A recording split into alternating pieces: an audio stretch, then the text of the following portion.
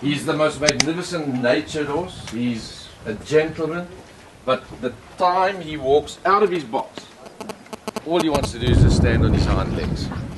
He's a showman. He's a showman.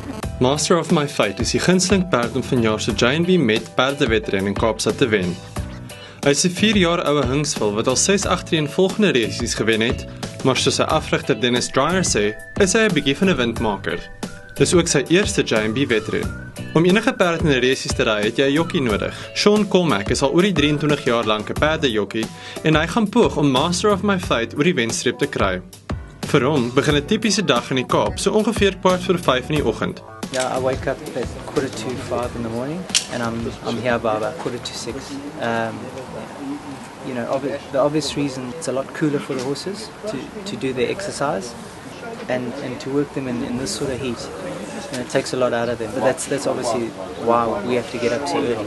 It's not by choice. Okay, cool. I'd love to sleep in and go to work office hours. But Sean oefen nie in 'n gym nie, maar hy kyk mooi na sy gewig. I used to obviously be very regimental, very strict. Tried all the diets that you can think of, every single one. How much should a jockey weigh?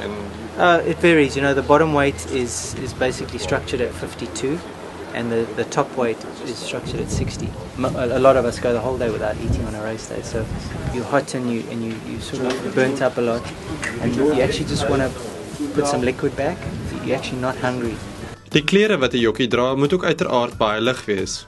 Yeah, when I race, it's a set of boots which is very similar to these, but a lot lighter. They're very light.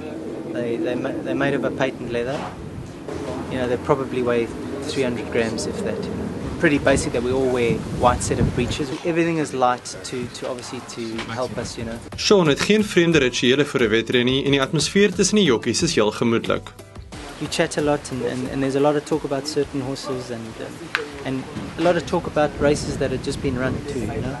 A lot of guys will give you a little bit of info on a horse that you're riding that you don't know of. They'll say to you, just watch this horse, he does this, he's got this quirk or that quirk.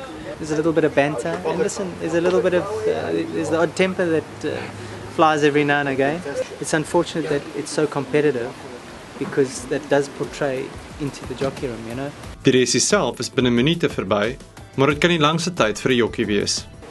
Basically, a race doesn't happen that quickly, and you've got enough time to think and to do your things. It's the split-second decisions that can make or break you in a race. En wat is daai een ding wat hy begeer na so uitputtende resies? Just to have a nice Coke with ice, or any sort of sparkling drink for that matter. Like a good friend of mine said, I think he was standing next to some top model, and he said he'd rather take a glass of ice with a Coke in it than take the model, you know.